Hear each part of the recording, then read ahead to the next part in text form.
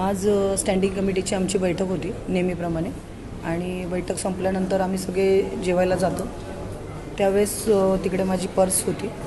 आतमध्ये काही स्टाफ होता. माझ्या पर्समधून 20,000ची कॅश कोणीतरी पर्स ओपन करून काढून घेतली. याबद्दल MS डिपार्टमेंटच्या मॅडम त्यांच्याशी यांना आम्ही भेटलो.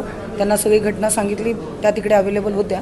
त्याच्यानंतर त्यांना सांगितलं की आपण आपल्या स्टाफवरती चेक करा, या CCTV फुटेजेस बघा, पण तिकडे CCTV कॅमेरेज नाही आहे, त्यामुळे त्या गोष्टीची काही शहानिशा त्यांना करता येत नाही आहे. त्याच्यानंतर तिथे सिक्युरिटी डिपार्टमेंटचे अधिकारी आले, पोलीस अधिकारी आले. त्यांच्याकडे आम्ही आता तक्रार दिलेली आहे. पुढील तपास करतात. तुम्ही आणखी कोणाला भेटलात, महापौर किंवा महापौर? समिती अध्यक्ष? हां, सर्वांना भेटले. सर्वांना मी माझा विषय सांगितला. महापौरांना पण सांगितला आणि स्थायी समिती अध्यक्षांना देखील हा विषय सांगितला. पोलिसांकडे गेला?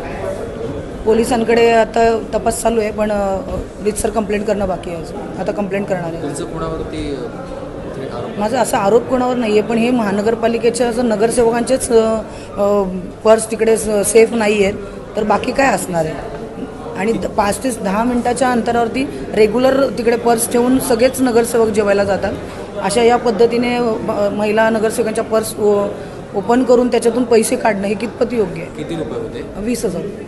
बरं, तुम्ही बाकी अजून पण कॅश त्याच्यामध्ये होती, पण 20,000चं जे पूर्ण पॅकेट ते बंडल तेवढं काढून घेण्यात आलं आणि माझी पर्स आल्यानंतर पूर्ण ओपन करून ठेवलेली होती. सगळे चार्जर्स वगैरे त्याच्यातले बाहेर पडलेले होते आणि माझी सहकारी नगरसेविका आहे जी माझ्याबरोबर स्टँडिंगला असते, तिला देखील प्रकार मी दाखवला.